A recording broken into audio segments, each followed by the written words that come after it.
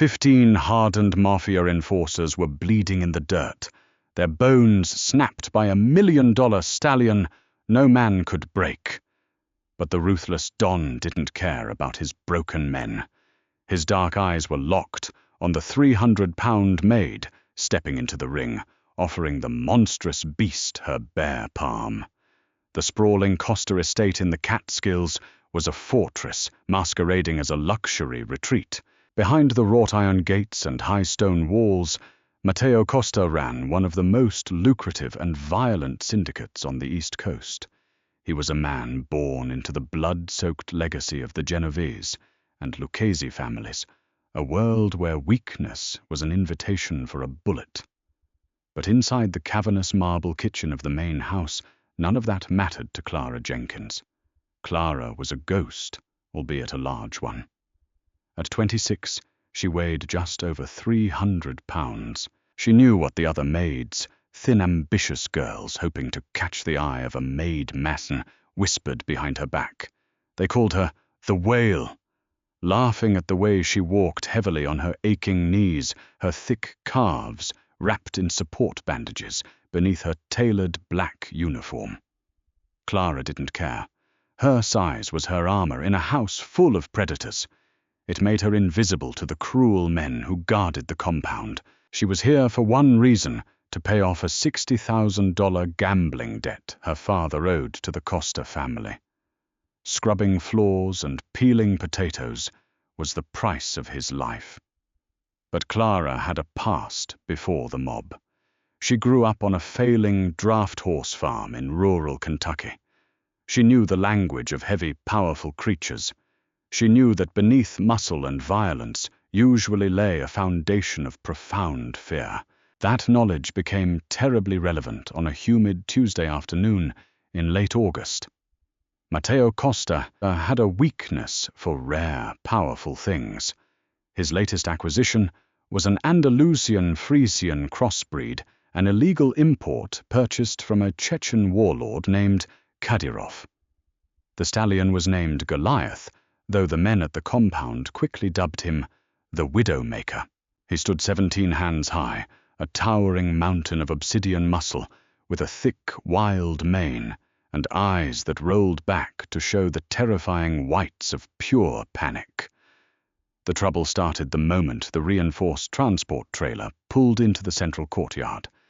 From the kitchen window, Clara watched as Mateo Costa stood on the veranda, a lit cigar between his teeth, observing his new prize.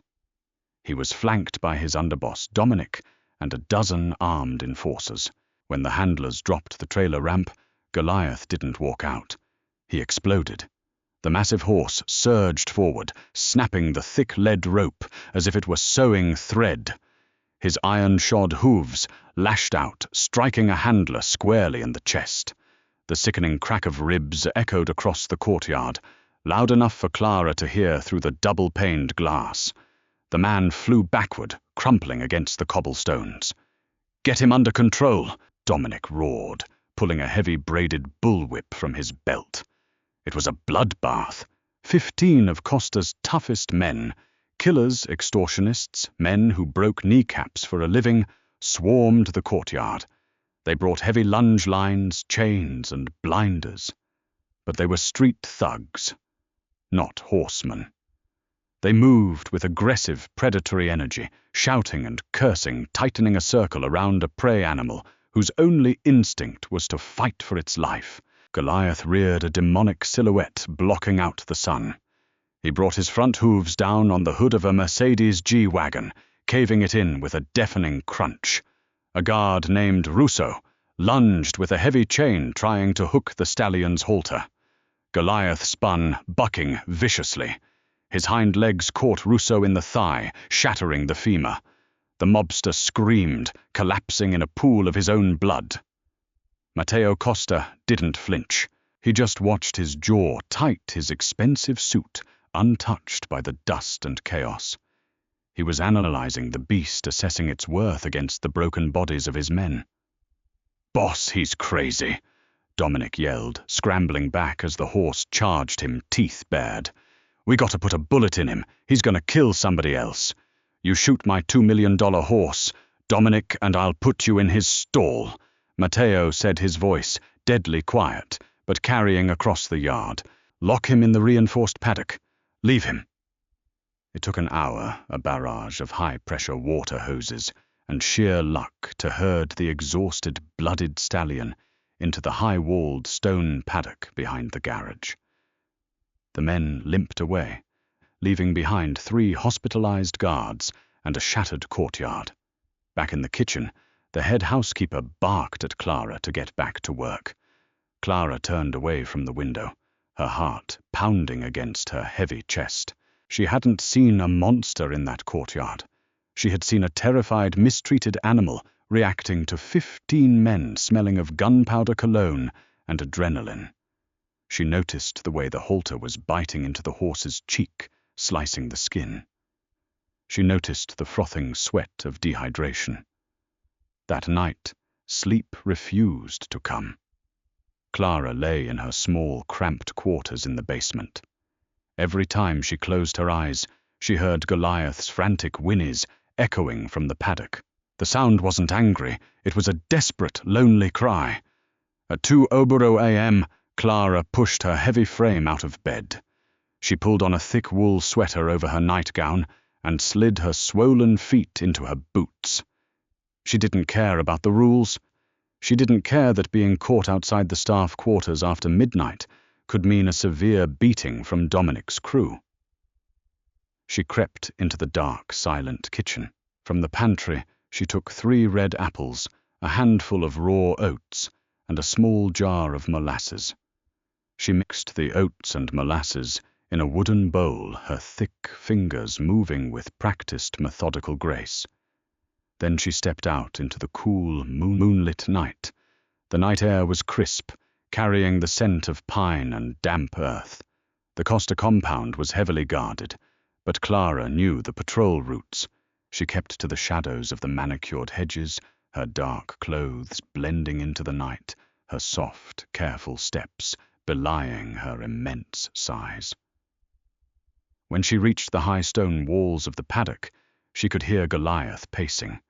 The heavy thud of his hooves against the dirt was erratic, restless. Clara unlatched the heavy iron bolt of the paddock gate. It groaned a sound that made Goliath stop dead. In the moonlight, the massive black stallion looked like a mythical creature. He was trembling, his coat matted with dried sweat and dust, his eyes wide and fixed on the gate. He let out a sharp, warning snort, pawing the ground. He was ready to fight again. Clara didn't bring ropes. She didn't bring a whip. She simply stepped inside and closed the gate behind her. "Hey, big boy," she murmured. Her voice was a low, resonant rumble, a frequency meant to soothe, not command. Goliath tossed his head, taking a step back, confused. This intruder didn't move like the others. Clara didn't lock her eyes on his in a predatory stare. She kept her gaze soft, looking at his shoulder. Her body angled slightly away to show she wasn't a threat. Her large size, rather than making her intimidating, gave her a grounded, unmovable presence. She was an anchor in the dark. She took one slow step forward. Goliath reared slightly, a warning. Clara stopped. She didn't flinch, didn't gasp. She just stood there, breathing deeply, letting the horse smell her. She smelled of oats, sugar, and calm sweat. No cologne, no fear. "I know," Clara whispered into the silence. "They're loud, they're mean, and your head hurts." She scooped a handful of the molasses-soaked oats into her large, bare palm. She extended her thick arm, slowly holding it steady. For 10 agonizing minutes, neither of them moved. The standoff was a battle of wills, but not one of dominance. It was an offering of trust. Clara's arm ached her shoulder, burning from the weight, but she kept her palm flat, her hand completely exposed. One bite from those jaws could crush her fingers to dust. Slowly, inches at a time, Goliath stretched his massive neck forward. His nostrils flared, taking in the sweet scent. He stopped a foot away, blowing hot breath over Clara's hand. She remained as still as a statue. Finally, velvety lips brushed her palm. Goliath began to eat. He chewed the oats softly, his giant head lowered. As he ate, Clara slowly raised her other hand and gently, firmly laid it on his thick neck. He flinched, but she kept her hand there, rubbing in slow, heavy circles, massaging the cramped, terrified muscles. "There you go," she cooed, sliding her fingers up to the leather halter that was cutting into his skin. With a quiet click, she unbuckled it. The heavy leather fell to the dirt. Goliath let out a long, shuddering sigh, pressing his massive forehead against Clara's chest, nearly knocking her off balance. She wrapped her thick arms around his head, burying her face in his mane. She didn't know that she was being watched. Up on the second-floor balcony, partially obscured by the shadows, Matteo Costa stood frozen. He had come out for a smoke, unable to sleep, due to the stress of an impending FBI indictment and a looming war with the Russian mob.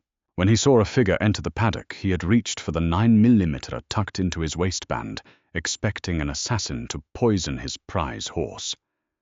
Instead, he watched a miracle. He recognized her vaguely, the obese maid from the kitchen, the one his men made cruel jokes about.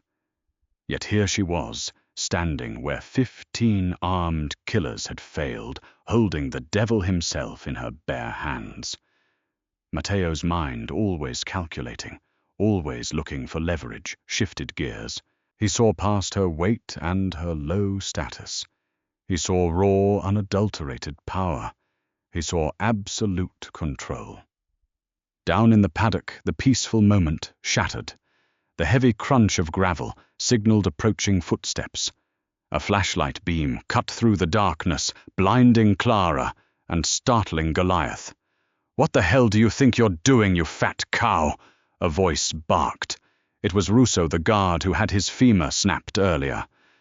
No, Russo was in the hospital. It was his brother Carmine, drunk and out for revenge against the horse. Carmine gripped a heavy steel crowbar in his right hand, his face twisted in rage. Goliath instantly tensed, stepping in front of Clara, his ears pinning flat against his skull. The beast had shifted from prey to protector. "Get away from him, Carmine," Clara shouted, her voice, losing its soothing tone, filled now with urgent authority. "He's calm. Put that away. I'm gonna cave this demon's skull in, and then I'm gonna deal with you, you stupid bitch," Carmine snarled, stepping into the paddock and raising the crowbar. He swung it wildly, aiming for the horse's knee. Before the metal could connect, Goliath lunged. His heavy chest slammed into Carmine, sending the man flying backward into the dirt. Carmine screamed, dropping the flashlight and the crowbar, as the stallion reared up, ready to bring 2,000 pounds of crushing force down on the mobster's head. "Goliath, no!" Clara screamed. She threw her massive body between the fallen guard and the rearing horse, holding both her hands up. The stallion's hooves stopped inches from Clara's face. He crashed down beside her, stamping the ground, snorting violently, but he did not touch her. Clara stood over the shivering, terrified mobster, breathing heavily, her body an impenetrable shield. "Enough!" A cold, dark voice sliced through the night air. Clara gasped, turning around. Matteo Costa was standing at the edge of the paddock. He wasn't wearing a suit, just a black button-down shirt and slacks, but his presence commanded absolute silence. The gun in his hand was lowered, but his eyes were deadly.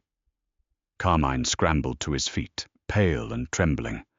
"Boss, she was messing with the horse. I was just—" "Shut up," Matteo said softly.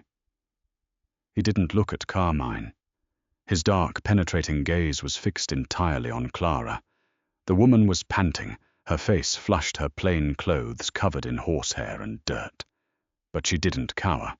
She stood her ground, one hand resting protectively on the lethal stallion's neck. Matteo walked slowly into the paddock. Goliath tensed, but Clara stroked his mane, murmuring to him. The horse stayed still. Matteo stopped 2 feet from Clara. For the first time he truly looked at her. He saw the intelligence in her eyes, the quiet strength in her broad shoulders, and the way the most dangerous animal he had ever bought yielded completely to her touch. "What is your name?" Matteo asked, his voice, a low velvet rumble that sent a shiver down Clara's spine. "Clara, sir," she said, her voice shaking only slightly. "Clara Jenkins." Matteo nodded slowly, his eyes dropping to the steel crowbar in the dirt, then to his trembling guard. "Carmine, pack your things. You're out of my crew." "Boss, please," Carmine begged. "Leave before I let the horse finish what he started." Matteo promised, his tone devoid of mercy. Carmine scrambled away into the dark. Matteo turned back to Clara. He looked at her bare, molasses-stained palm.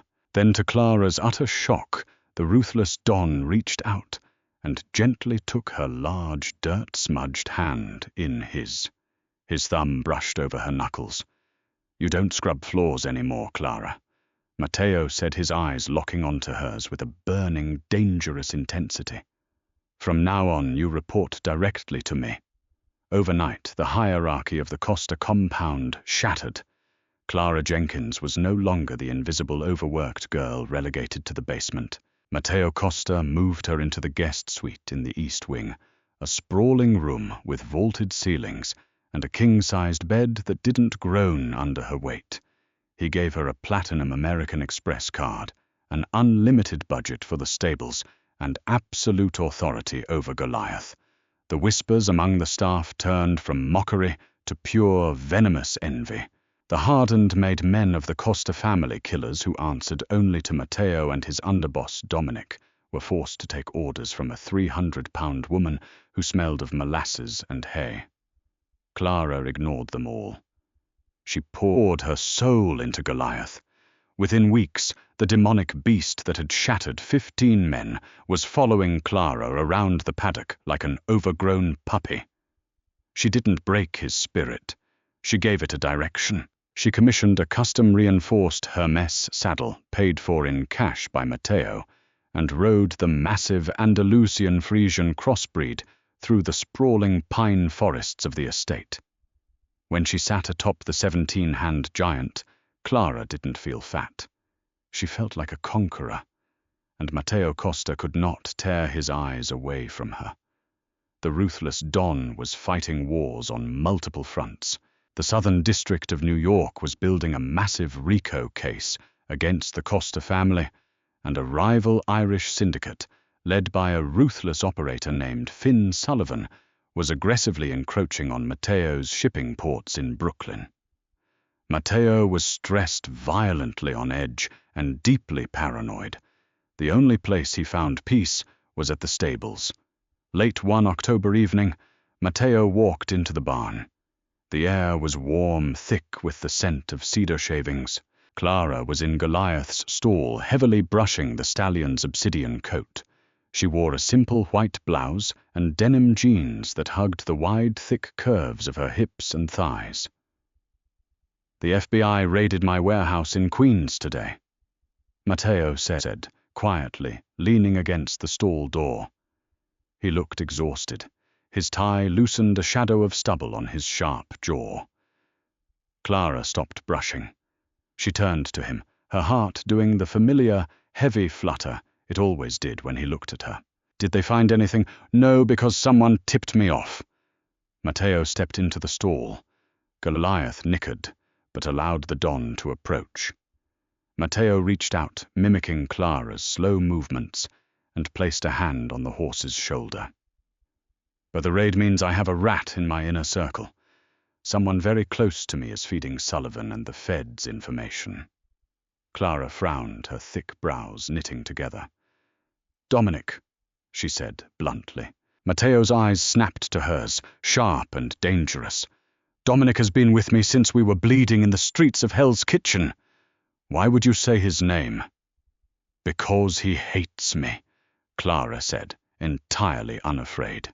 She stood her ground, her large frame, imposing yet entirely open. But it's not just about me, Mr. Costa. It's how he looks at you when you're looking at me. He thinks I'm a weakness. He thinks you've gone soft. Men like Dominic don't respect loyalty. They respect fear. And lately you've been peaceful. He sees that as an opening. Matteo stared at her. He didn't erupt in anger. Instead, he took a step closer, crowding her against the wooden partition. He looked down into her wide, intelligent eyes. You don't talk like a maid. Clara, he murmured, his voice dropping to a gravelly register that made her breath hitch. I'm not a maid anymore, she whispered, looking up at him. And you know it. Matteo reached out his hand, cupping her soft, full cheek. His thumb traced her jawline. Do you know what my men say about you, about us? Clara looked away, a flash of old shame rising in her chest.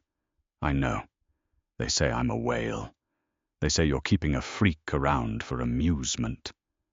Matteo's hand slipped to the back of her neck, his grip firm and possessive. He forced her to look back at him. They are blind, stupid men who only understand superficial, starving things. I deal with thin, brittle, treacherous people all day long. But you, Clara, his gaze drifted over her broad shoulders, her heavy, soft chest, and the undeniable strength in her stance. You are absolute. You are real. You take up space in a world where everyone else is trying to shrink or hide. You took my darkest, most violent possession. He gestured to Goliath. And you tamed him with an open hand. I don't want a brittle woman. I want a queen who can hold the weight of my empire. Before Clara could process the words, Matteo kissed her. It wasn't a gentle, probing kiss. It was a claiming. It was rough, desperate, and filled with the terrifying intensity of a man who ruled by violence, but was utterly subdued by her softness. Clara melted into him, her large, strong arms wrapping around his neck, anchoring him in the storm of his own life. But the storm was closer than they realized. Up at the main house, looking through a pair of high-powered binoculars from the third-floor balcony, Dominic watched the embrace, his face twisted in absolute disgust. He pulled a burner phone from his pocket and dialed a number. Sullivan, Dominic said, his voice a low hiss. It's time. Tomorrow morning. She rides the horse out to the southern ridge at 8:00 a.m. Matteo will likely be with her unprotected. Send your best hitters. Let's put the Don and his fat bitch in the ground. The morning air was biting a crisp frost, clinging to the autumn leaves. Clara saddled Goliath, her movements practiced and confident. Today Matteo was riding with her. He had a beautiful bay mare, a steady, reliable horse that paled in comparison to Goliath's monstrous presence. They rode in silence, side by side, away from the heavily guarded compound, and deep into the private forested trails of the Costa estate. The southern ridge offered a stunning view of the valley below. Clara felt a profound sense of peace.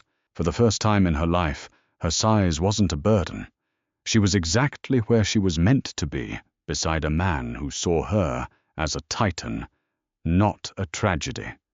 But as they crested the hill, a sharp, metallic crack shattered the morning calm. The bay mare screamed as a bullet tore through its neck. The horse collapsed instantly, sending Matteo crashing hard into the frozen dirt. "Matteo!" Clara shrieked. 4 men stepped out from the dense tree line. They weren't wearing masks. They wore tactical gear carrying suppressed automatic rifles. Irish mobsters. Finn Sullivan's men. "Hold the beast!" one of the hitmen yelled, leveling his rifle at Goliath. "Kill Costa!" Goliath panicked. The scent of blood and gunpowder triggered the primal terror he had harbored when he first arrived at the compound. He reared up his front hooves, thrashing the air, fully prepared to bolt and leave Matteo to die. But Clara did not let go of the reins. She didn't scream, and she didn't panic. Using every ounce of her 300-pound frame, she threw her center of gravity backward, pulling the massive stallion's head down. "No, Goliath, stay!" She roared, her voice echoing like a thunderclap across the ridge. It was the commanding boom of a woman who knew how to plant her feet and refuse to be moved. The stallion landed on all fours, trembling violently, but he held his ground beneath her. Matteo scrambled behind the dead mare, pulling his 9mm pistol from his shoulder holster.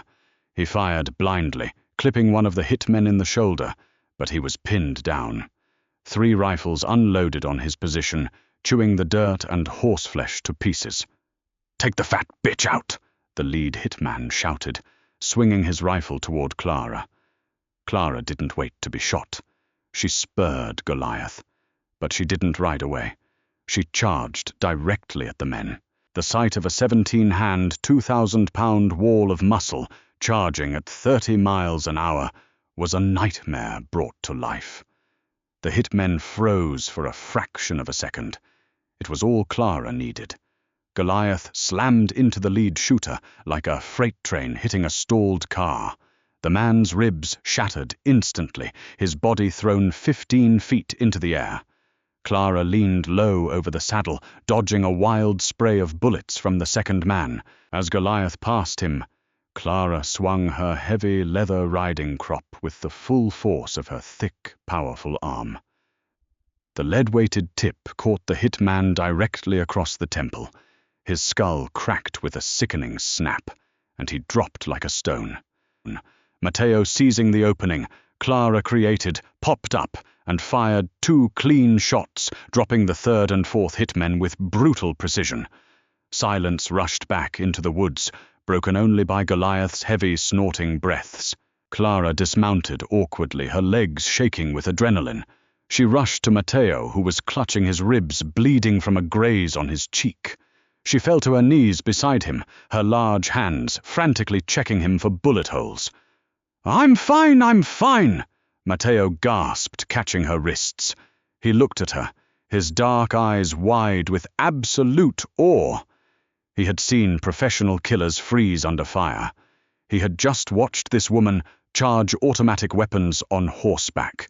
Before either could speak, the crunch of footsteps echoed from the trail behind them. Dominic emerged from the trees, a suppressed pistol in his hand. He looked at the dead hitmen, then at Matteo and Clara, his face twisting in bitter fury. Sullivan's guys always were useless. Dominic spat, raising his gun. I guess if you want a job done right. Dominic. Matteo said, his voice deadly calm, though he was out of bullets. You sold me out to the Irish. I did it for the family, Matteo, Dominic shouted, losing his composure. You lost your mind. You brought this massive, disgusting cow into your bed. You let her run the estate. The Colombos are laughing at us. The Genovese think we're a joke. You made us weak. She just killed 2 men while you hid in the trees. Matteo sneered. Who is the weak one, Dominic? Dominic bared his teeth, aiming the gun directly at Clara's broad chest. Let's see how much space she takes up in a coffin. Clara didn't flinch. She shifted her body, fully shielding Matteo. But Dominic never pulled the trigger. Goliath had circled behind the underboss. The stallion, still riding the high of the violent charge, recognized the smell of the man who had ordered him beaten with a bullwhip on his first day at the compound. With a vicious squeal, Goliath lunged. His massive jaws clamped down onto Dominic's shoulder, crushing the collarbone instantly. Dominic screamed, dropping the gun. Goliath lifted the man effortlessly off the ground like a rag doll and slammed him violently into the trunk of a massive oak tree. Dominic slumped to the ground unconscious and bleeding out his chest, crushed. Clara stood up slowly, her breathing ragged. She walked over to the blood-soaked stallion. She didn't yell. She didn't flinch. She raised her bare palm just as she had on that first night. Goliath lowered his massive bloodied head and pressed it into her hand, blowing a soft, rumbling breath. Matteo picked up Dominic's gun, walked over to his former friend, and put a single bullet in his head. He then walked over to Clara. He didn't care about the blood, the dirt, or the chaos. He pulled her against his chest, burying his face in her hair. "You're never leaving my side," Matteo whispered fiercely, kissing her forehead, her cheeks, her lips. "Do you hear me? You are the Don's wife now. You are the matriarch of this family." Clara looked at the dead men, the shattered trees, and the beautiful, terrifying beast beside her. She looked at the ruthless mob boss, who worshipped the ground she walked heavily upon. She wasn't just Clara Jenkins, the indebted maid, anymore. She was the immovable object that had broken the unstoppable forces of the Costa underworld. "I'm not going anywhere." "Matteo," Clara said, her voice a low, steady rumble. "This is my house now." Clara and Matteo transformed the Costa Syndicate. With her grounded wisdom and his ruthless cunning, they built an empire no rival dared challenge. The men who once mocked her size now bowed their heads in deep reverence. She proved that true power isn't about fitting into the world, it's about making the world fit around you. If this story of unyielding strength and defying the odds gripped you, hit the like button, share with your friends, and subscribe for more thrilling true-life dramas.